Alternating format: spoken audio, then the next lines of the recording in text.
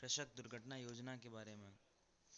तो इस योजना के अंतर्गत जो सब इसका सबसे महत्वपूर्ण बिंदु है वह यह है कि इस योजना में व्यक्ति के परिवार को 5 लाख रुपए की आर्थिक मदद प्राप्त होती है, 5 लाख रुपए की धनराशि प्राप्त होती है। अब हम देखते हैं कि इसके लिए पात्रता के नियम क्या हैं। तो यह योजना उत्तर प्रदेश के निवासी ऐसे कृषकों के लिए है जो दुर्घटनावश मृत या दिव्यांग हो जाते हैं। इसमें जो कृषक का तात्पर्य है वह इससे है कि राजस्व अभिलेख या खतौनी में वह दर्ज है या नहीं है। अगर खतौनी में उसका नाम होगा तो वह इस योजना के अंतर्गत आएगा। की जो उम्र है वह 18 साल से 70 वर्ष के बीच में होनी चाहिए। अगर 18 से 70 साल के बीच में है तभी उन्हें यह लाभ मिलेगा और इस योजना के अंतर्गत वह आवेदन कर सकते हैं। इसका आवेदन कैसे करें? तो सबसे पहले इसका आवेदन करने के लिए, जैसे आपके परिवार में आपके किसी भी परिजन की मृत्यु होती है, तो सबसे पहले आपको अपने क्षेत्र के लेखपाल महोदय को सूचना देनी होगी कि हमारे अमुक व्यक्ति की दुर्घटना में मृत्यु हो गई है, और 45 दिन के अंदर अंदर आपको उनकी दुर्घटना की फाइल को तैयार करके, जो कि जिलाधिकारी महोदय को संबोधित होती है, उसको आपको तहसील में आवेदन के साथ, और उसमें कुछ कागजात लगते हैं उनके साथ, वह आपको तहसील में जमा करनी होगी। तो अब हम बात करते हैं कि दुर्घटना हम आखिर माने किसे, कि दुर्घटना मृत्यु हो गई, दुर्घटना क्या क्या इस आवेदन के लिए, इस आवेदन करने के लिए कौन कौन सी ऐसी चीज़ें होती हैं जिनको हम दुर्घटना के रूप में सम्मिलित कर सकते हैं। तो जैसा कि आपको अपनी स्क्रीन पर दिख रहा होगा कि जैसे अगर कहीं आग लगने में किसी व्यक्ति की मृत्यु हो जाती है, बाढ़ आ जाने में, बिजली गिरने में, करंट लगने से, सांप के काटने से, किसी जीव जंतु जैसे कि बैल, सांड, कुत्ता इत्यादि द्वारा काटने, मारने, आक्रमण से, किसी समुद्र, नदी, तालाब, पोखर व कुएं में डूबकर, आंधी तूफान, वृक्ष में गिरने से, दबने से, मकान गिरने, रेल, रोड, वायुयान, अन्य वाहन आदि से दुर्घटना में, या फिर भूस्खलन हो, कहीं भूकंप आ जाए, कहीं गैस रिसाव हो जाए, कहीं विस्फोट हो जाए, या आपने देखा होगा कि सीवर चैम्बर में जो हमारे साफ सफाई वाले कर्मचारी होते हैं वो उतरते हैं, कभी कभी उनकी दुर्घटनावश मृत्यु हो जाती है, तो वो भी इस योजना के दायरे में आते हैं।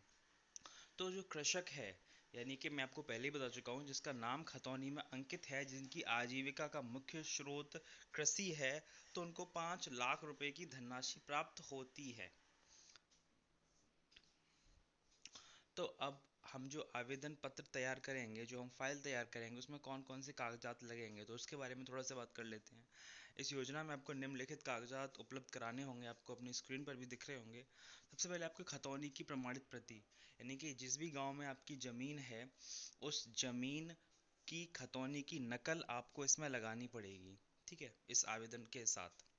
अब मृतक की आयु प्रमाण पत्र के लिए, जैसा कि मैंने आपको पहले ही बताया कि इस योजना के अंतर्गत मृतक की जो आयु है वह 18 से 70 वर्ष के बीच में होनी चाहिए। तो उस एज प्रूफ के लिए आपको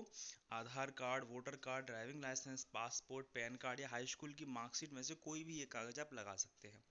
उसके बाद मृतक के निवास प्रमाण पत्र के लिए, कि मृतक यही निवास करते थे, उसके लिए आपको मृतक के निम्नलिखित कागजों में से कोई सा एक कागज लगाना होगा, जिसमें कि ड्राइविंग लाइसेंस है, वोटर कार्ड है, राशन कार्ड है, या फिर जो एसडीएम साहब के यहाँ से जो निवास प्रमाण पत्र बनता है आप वो भी लगा सकते हैं, अगर पूर्व में आपके पास बना हुआ रखा हो तो।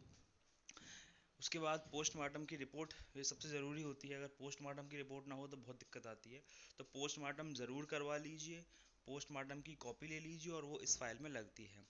उसके बाद मृत्यु प्रमाण पत्र, जो कि आपके, अगर आप गांव में रहते हैं तो आपके ब्लॉक के सेक्रेटरी जारी करते हैं, और अगर आप किसी टाउन या शहर में रहते हैं तो आपको जो नगर पंचायत या नगर निगम होता है वहाँ से जारी होता है। वारिसान प्रमाण पत्र, ये भी आपको एडीएम साहब के यहाँ से आप बनवा सकते हैं, वहाँ से आपको मिल जाएगा। और जो बैंक पासबुक है, जैसे कि मान लीजिए कोई व्यक्ति ख़त्म हो गया तो उनकी जो वाइफ हैं वह आवेदिका होंगी, उनको 5 लाख रुपए मिलेंगे, तो वो अपनी बैंक पासबुक की एक फ़ोटोकॉपी इसमें लगाएं और अपना आधार कार्ड इसमें लगाएं। तो मतलब यही मुख्यतः कागज होते हैं जो कि उस फाइल में आवेदन पत्र के साथ लगते हैं। इसके साथ एक एफिडेविट और लगता है, आवेदिका का, के जो भी तथ्य मैं बता रही हूँ वो सब ऐसे ही हैं और उसमें मैं कुछ भी गलत नहीं बोल रही हूँ। तो बस इतने ही ज़्यादातर कागज़ लगते हैं, और एक आवेदन पत्र जो आपको तहसील से उपलब्ध करा दिया जाएगा जब आप उनसे संपर्क करेंगे, तो उस आवेदन पत्र के साथ एक फ़ाइल में ये सारे कागज़ लगा के और आप अपने लेखपाल महोदय को या फिर आप अपनी तहसील में ये कागज़ जमा कर दीजिए 45 दिन के अंदर अंदर। तो फिर अब हम बात करते हैं पैसा कब आएगा। तो इतने सारे कागज आप जब आवेदन पत्र के साथ जमा कर देंगे और जब ये फाइल जिलाधिकारी महोदय पर पहुंच जाएगी और आपका दावा दावा स्वीकार हो जाएगा, तो उसके बाद जो नॉमिनी होंगे, जो वारिसान होंगे, जो विधिक वारिस होंगे मृतक के, उनके खाते में 5 लाख रुपए आ जाएगा। देखिए, किसी की मृत्यु होती है तो हम उसकी भरपाई तो नहीं कर सकते, लेकिन सरकार द्वारा एक योजना चलाई जा रही है और मैंने अक्सर देखा है, क्योंकि मैं खुद लेखपाल हूँ, आपको पहले ही बता चुका हूँ कि गाँव में बहुत से लोग अनअवेयर होते हैं इस बारे में,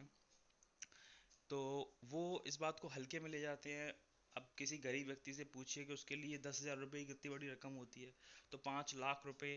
की रकम बहुत ज़्यादा होती है। आप खुद सोचिए कि